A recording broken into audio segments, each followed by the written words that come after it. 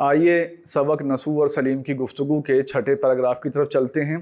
इस पैराग्राफ के निशान लगाने के लिए आप सबक के लास्ट पैराग्राफ पे चले जाएं, 7वीं लाइन में जाएं, उधर उनका ये कहना था से आप निशान लगाएंगे और 10वीं लाइन में जता देना ज़रूर था।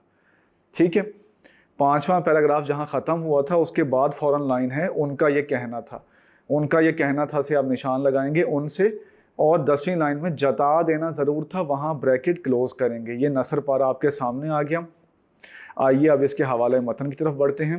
हवाले मतन में आप उसी तरह सबक का नाम नसू और सलीम की गुफ्तगू और मुसन्निफ़ का नाम डिप्टी नज़ीर अहमद लिख देंगे। सियाको सबाक में आप ये लिखेंगे कि इस नसर पारे से पहले सलीम अपने वालिद साहब को ये बात बता रहे हैं कि मैं हज़रत बी के घर गया, उन 4 लड़कों के घर गया, मैंने हज़रत बी को सलाम नहीं किया, जिस पर हज़रत बी ने मुझे नसीहत की, मुझे टोका, लेकिन नसीहत किस सलीके से की कि सलीम को दुआ दी, लंबी उम्र की, नेक हिदायत की दुआ दी। और इसके बाद क्या बताया गया है? इसके बाद ये बताया गया है कि सलीम हज़रत बी के अखलाक की वजह से पक्का पक्का उनका फ़ैन हो गया, उनका परस्तार हो गया, वो मुस्तकिल उनके घर जाता रहा, जिसके नतीजे में उसका दिल खेलों से हट गया। इन बातों को आप लिखेंगे अपने लफ्ज़ों में तो आपका सियाको सबाक मुकम्मल हो जाएगा। आइए छठे नसर पारे की तशरीह की तरफ चलते हैं। इस नसर पारे में सलीम अपने वालिद साहिब से मुखातिब हैं और उनको उसी वाक़े का तसलसल बयान कर रहे हैं। वाक़या क्या था वो आपको पता है, हम सियाको सबाक में बयान कर चुके हैं।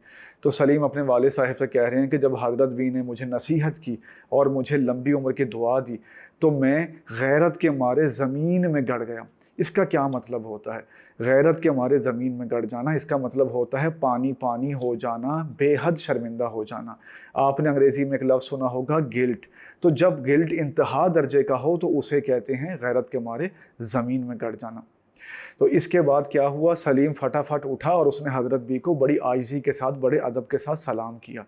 जब हज़रत बी ने सलीम का ये अंदाज़ देखा तो उन्होंने सलीम को समझाते हुए कहा कि बेटा मैं तुम्हें कभी भी नसीहत ना करती, लेकिन शरीफ लोगों का ये दस्तूर होता है।